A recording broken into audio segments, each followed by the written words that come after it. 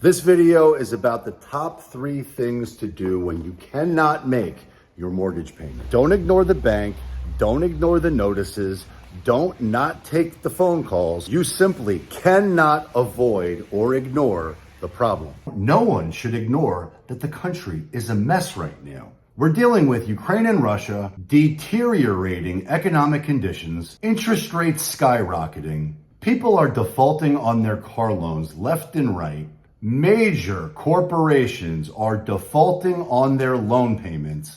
There's a massive unresolved question around unemployment, and many folks are afraid they may lose their job or have their pay reduced. And yet inflation is completely out of control. It has never been more expensive to live in the world ever. And yet Jerome Powell continues to increase Fed funds rates. The truth is, most people are not buying or selling homes right now. And then tragically, seemingly out of nowhere, Israel, Hamas, and Palestine explode. And the repercussions from that are terrifying. Meanwhile, the deficit is completely out of control and the value of the dollar continues to be shredded. And let's not forget about China, because they certainly haven't forgotten about us. And while it might not seem that any of those issues have anything to do with you not being able to make your mortgage payment, I suspect the reality of it is all of those things and more contributed to the fact that many folks right now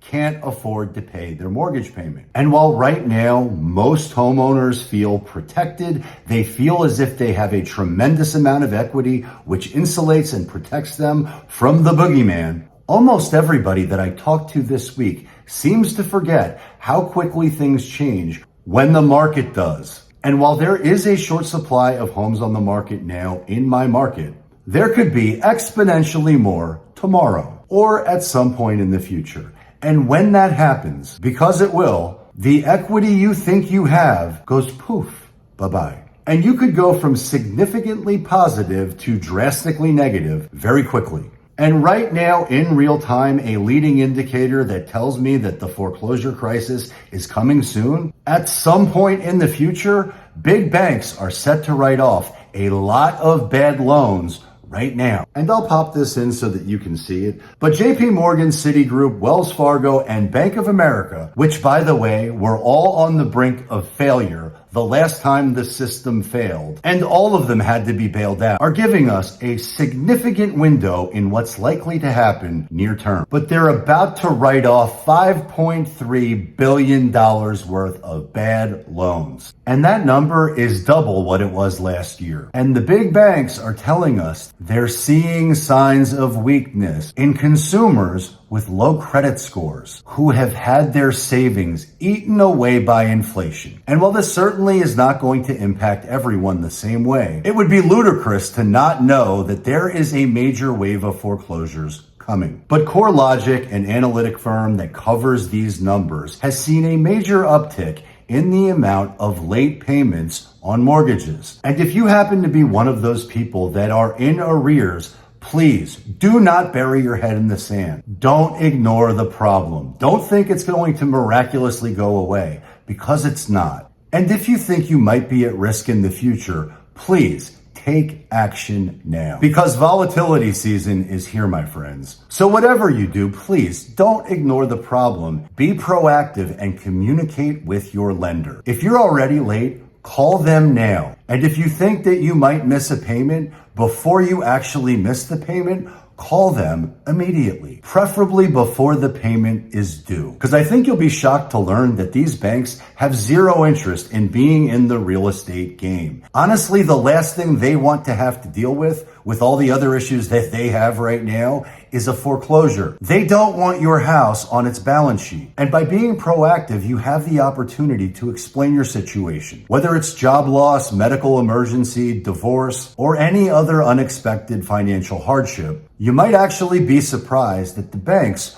are willing to negotiate. There are many lenders out there that have financial hardship programs and temporary payment solutions. The truth is, lenders don't want your house. So to reiterate, number one, do not ignore the problem. Number two, communicate with your lender. And number three, whatever you do, do not ignore the mail, which you are definitely going to get from your lender. And while it's early in the process, the beginning mail that you will get from your lender is going to have valuable information because honestly, they don't want your home. They want you to come to terms. They will send you foreclosure prevention options, at least early in the process. And if you don't get in front of it, if you don't take action, you will start to receive letters and mail regarding pending legal action. And failure to open the mail will not qualify as an excuse in court. And at this point, I may have gone over 3 tips, but here's number 4. Seek